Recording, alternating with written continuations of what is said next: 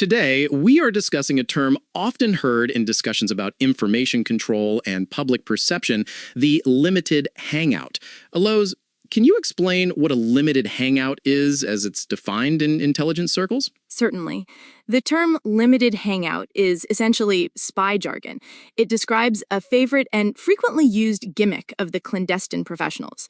The core idea is that when their veil of secrecy is shredded and they can no longer rely on a phony cover story to misinform the public, they resort to admitting, sometimes even volunteering, some of the truth while still managing to withhold the key and damaging facts in the case.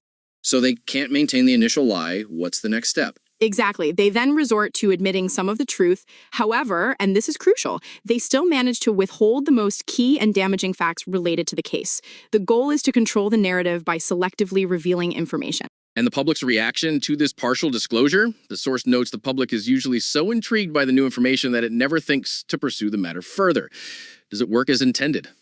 According to the definition, it often does. The public typically becomes so fascinated and intrigued by this newly revealed information that it often stops pursuing the matter further. It diverts attention from the deeper, more damaging truths that are still being kept secret. That's quite a cynical view of public curiosity. So while it originated with organizations like the CIA, has this tactic stayed confined to intelligence work?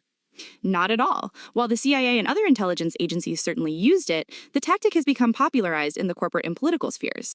That makes sense. It's a powerful way to manage a crisis, but the text also mentions a couple of other ways this concept is described almost as variations. Can you elaborate on those? Yes, there are two interesting extensions to the definition. One description portrays a limited hangout as the release of a package of sensitive information mixed with discoverable falsehoods in hopes that discovery of the falsity of part will lead to the entire package being considered false.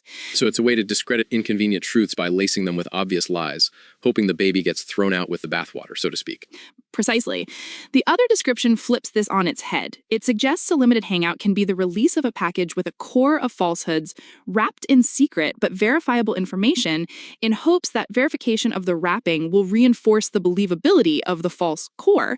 That's even more insidious. In one, they discredit truth with lies. In the other, they legitimize lies with truth.